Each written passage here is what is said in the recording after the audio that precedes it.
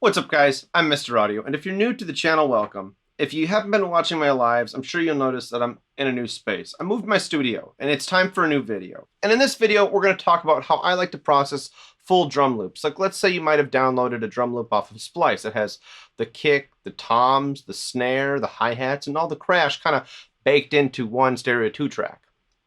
Now, this can be kind of tricky to deal with sometimes because the effects that the original creator chose are kind of baked into it. Like, let's say it needs some EQ, let's say it needs some compression, limiting, clipping. These are all things you might want to do on the individual tracks, but you don't have access to them. So what do you do in this situation? Well, I'm going to show you what I like to do that really gets the most out of a full drum loop. Let's check it out. So we're just going to jump in here and I'm going to show you how I process full drum loops from start to finish. Now, I have already applied some EQ at this moment in this production, so I will bypass it to let you hear what it sounds like without the EQ. So you can hear the difference that EQ, just EQ alone, makes. But let's listen to what it sounds like with EQ on first. So here's with the EQ on.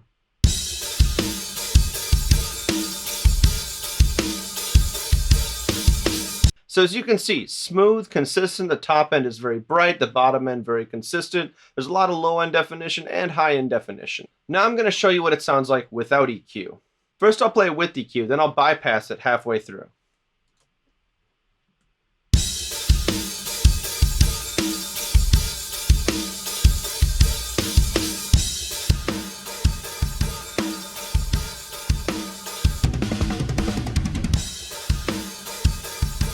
As you can see, the drums don't sound as fat anymore. We lost a lot of low-end definition, the brightness, everything just kind of sounds dull and lifeless. It's because this is how the drums were created.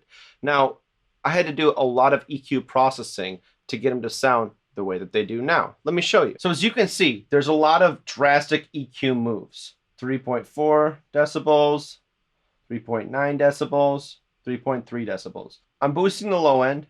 I'm boosting the snare fundamental, and I'm boosting the high end, which is basically the cymbals and everything else in the high end.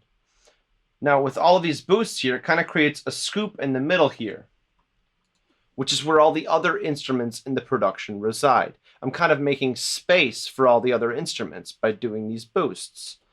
Obviously, I'd have to adjust my volume after making these boosts happen, which is what I've done in the mix already.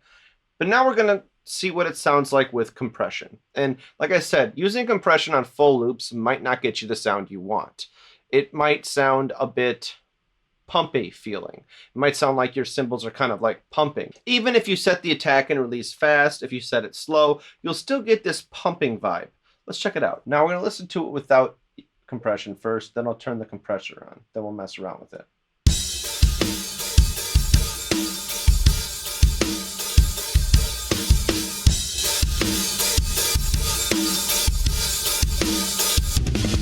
Now maybe we can mess with the release. Slow down the release.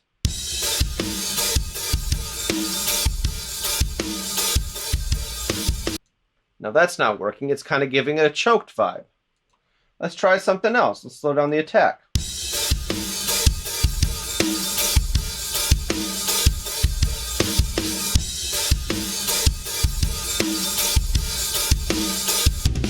Now maybe I can do sort of a mixture which might sound actually pleasing.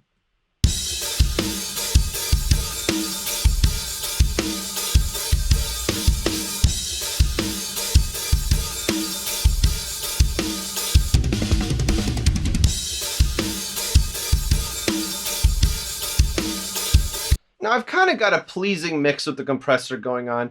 Let me show you with and without. First I'll start with it off, then I'll turn it on, all right?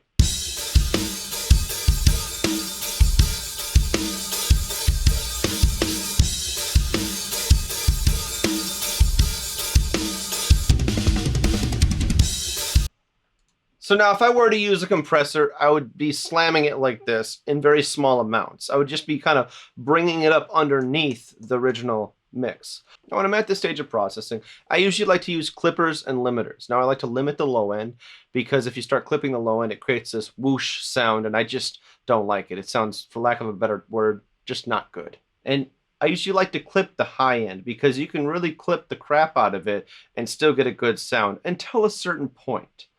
But in order to do that, we have to do something that I've shown in a previous video that we've done to a bass guitar. We have to separate the low from the high end. So first of all, I'm going to double this track. I'm going to hit Command D or Control D if you're on a Windows computer. All right, now as you can see, I've doubled the track here. And at this point, because we've already applied some EQ, I'm going to grab a different EQ. I mean, it's going to be the same EQ, but all right. So I'm going to change this right here to a low pass. And I'm going to bring it up to like 240, 250, somewhere in there. All right, and then I'm going to take the same EQ and I'm going to place it on this track. Except I'm going to change what we just did there to a high pass filter. And I'm going to push it up a little bit higher. So now if I want to look at where the other EQ is, iZotope has this masking thing that is just fantastic. All right, so I've created a little dip right here, and that can be okay at some times. But let me just see what the other EQ looks like right about here. So the dip does not happen where the snare fundamental is. That's what I'm checking for. So I might push this back a little bit.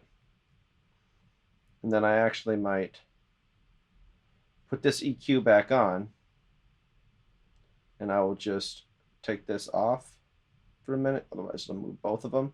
And I'll separate that a little bit more. So now let's turn inverse link on. I wish I could really view 3 of these EQs all at once, but it's not possible. So now the fundamental of the snare happens in the high end. And that's what we want. We want the fundamental of the snare happening on the high end because I'm going to clip the crap out of the high end. All right. So that's a very important step. You don't want to mess that up. So now once we've done that, let's listen to our loop.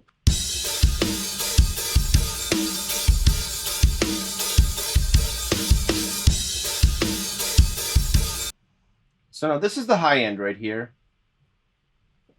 Let's grab my clipper. I love Ven Audio's free clip. It's a free clipper. It's amazing. It does what all the other clippers do, except for a very few select clippers that are a little bit more detailed. Now, I did get the chance to review Gold Clip as part of their NFR program, but I did not particularly think it was worth the money, unless that's all you do is mastering, which then your ROI might be there. And we'll talk about ROI in a separate video, all right? But I like to make this window big if we're on the high end.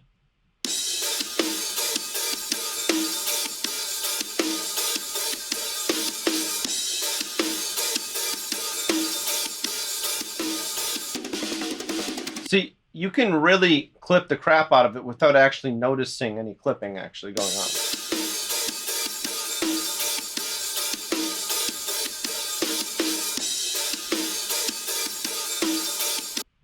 Okay, and now we're going to treat the bottom end. And the bottom end we're going to treat with Ableton's limiter. I love Ableton's stock limiter. Let me just tell you that much right now.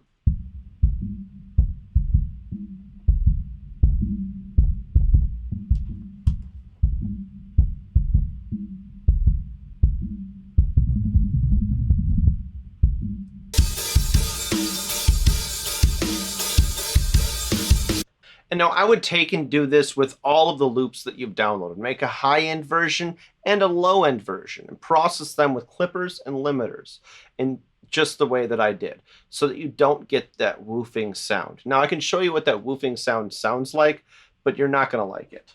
All right, so I have the Ven Audio clipper that we stole from the high end. Let's just see what happens when I press play.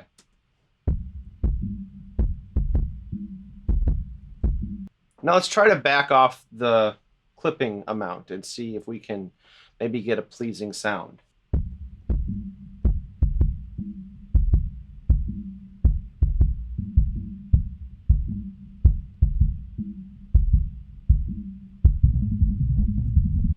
Now without the clipper altogether.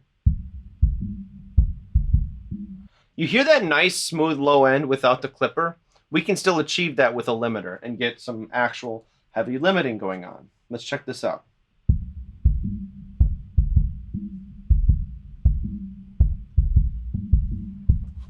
Now I'm going to create a new track and we're going to resample the drum loop just to see where our peaks lie, all right?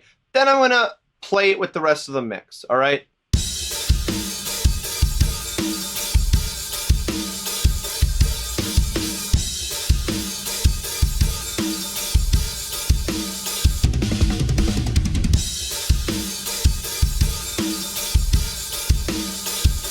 Now, as you can see, the peaks have significantly reduced from the original to the one that we just resampled.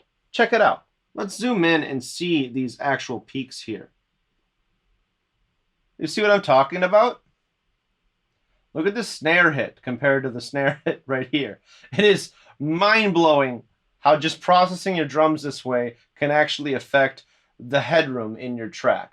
Now you have all of the headroom you need to really push that into the limiter without getting a crunchy sound, or a pumping sound, that is. Let's check out what the rest of the mix sounds like with this. Okay, so now we're gonna listen to the full mix, how I process the drums, what they sound like in the mix. And to tell you a secret, I didn't use the compressor. I just used the EQ, limiting, and clipping the way I had shown you.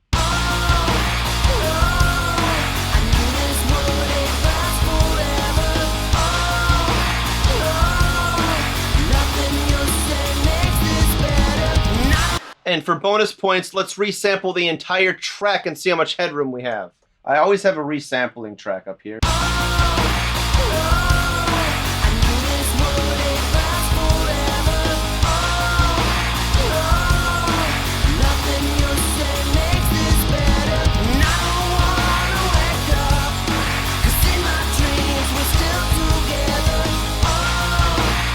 And as you can see, the peaks were much higher in the previous resampling than they are in this one. Well, anyway, that's the video, guys. I hope you learned a lot. I hope you like it. I'll see you guys in the next one. Mr. Audio, out.